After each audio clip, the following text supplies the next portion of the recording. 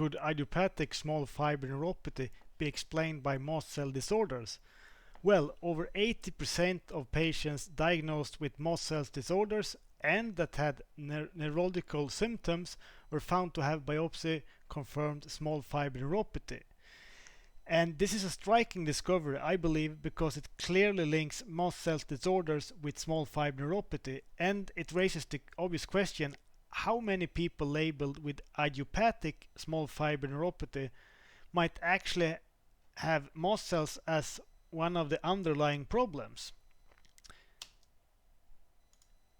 Well, first a disclaimer: I am not a doctor or medical professional. I have small fiber neuropathy, so I just try to figure out what the hell is going on with me. So this study was from 2021, and the inclusion criteria is that they had to be confirmed with and diagnosed with either HAT or Mast Cell Activation Syndrome, and also had to have neurological symptoms. And it's interesting, the exclusion criteria, because to keep the results clean, they excluded anyone that had any known conditions that can already be linked to small fiber neuropathy, and also if they had evidence of large fiber neuropathy, they were excluded. That means that in practice many of these people would have been probably labeled idiopathic. A limitation is that it's a relatively small study, only 31 patients and 14 controls, and also it was done in a highly specialized mast cell disorder center, so we can assume that the patients were probably on the sicker end of the spectrum. But still, the result I think are striking, and it really shows a clear connection between mast cell activation syndrome and small fiber neuropathy. So, what are mast cells? Well, mast cells are immune cells that you can find all over the body. They are especially concentrated near the blood vessels and also around the nerves. So that makes them very interesting for small fiber neuropathy. And historically they have been known for allergy a very, very long time. And in the recent 20-30 years they have discovered many more of these mediators, as it's called. Histamine is one of the mediators, and there are others. There are many hundreds of them. Some of them are always inside a cell, and some are produced on demand. Then they have many receptors that can act as, you can say, keys that unlocks and start the release of these mediators.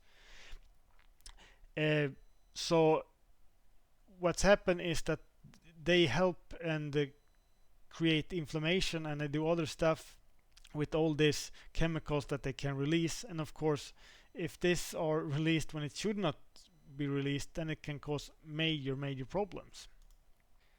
So mast cell disorders, it's a big umbrella term, and with mastocytosis you have too many mast cells.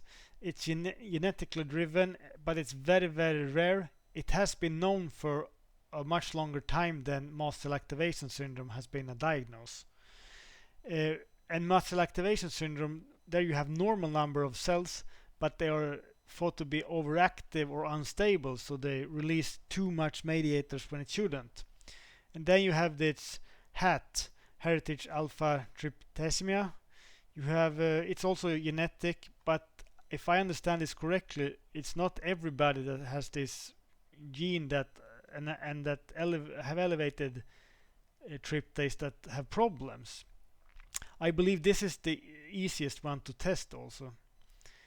So symptoms, as you can see, they are all over the place, and they can affect many different organs and different parts of the body. And well, basically you have mast cells all over the body, and they can release so many different types of signaling and chemicals to the immune system. So that's why they can cause many different type of problems and symptoms. But it's also very common symptoms in so many diseases, so it's very difficult, I think, for doctors to recognize that it's problem with mast cells. There are many different type of triggers, and this makes mast cell they're very fascinating. It's because they have so many different receptors that can be activated in so many different ways, and they also have other ways to get activated, like something called ion channels. Also lists vaccines and immune activations. That can be a topic for another video, I think, because it's a big and important topic. So symptoms and triggers, look at that to begin with. So to test for Mast Cell Activation Syndrome, which is the diagnostic criteria number 2, I'm sorry to say, but it's very difficult. Tryptase is the only mast cell mediator that are routinely available. It must be measured both at baseline and during flare, and then you compare them two. However, as I understand it, that is not like, if that's not showing any signs of difference, that doesn't necessarily mean that you don't have mast cell activation syndrome. I believe you have to test some of the other mediators also.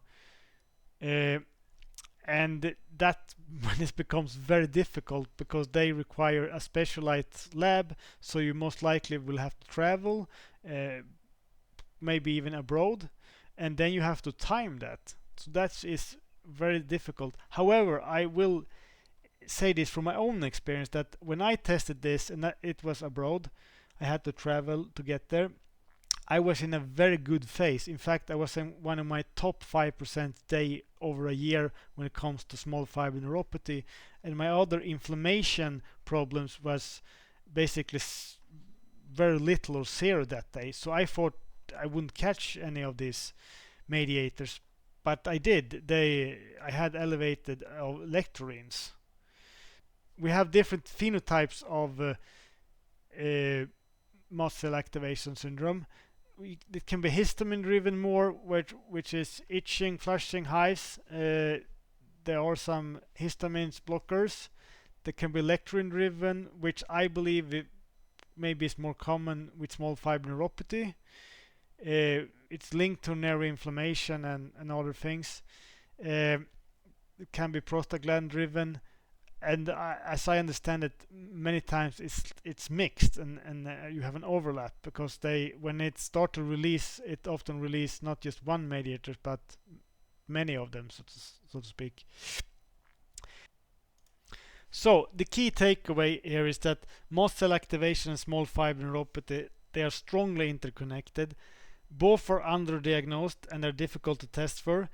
Mast cell and small fibers, they work side by side and they influence each other's activity. So if you have idiopathic small fiber neuropathy or an immune disorder, I think and also that you match the symptoms, mast cell involvement should be considered, I believe.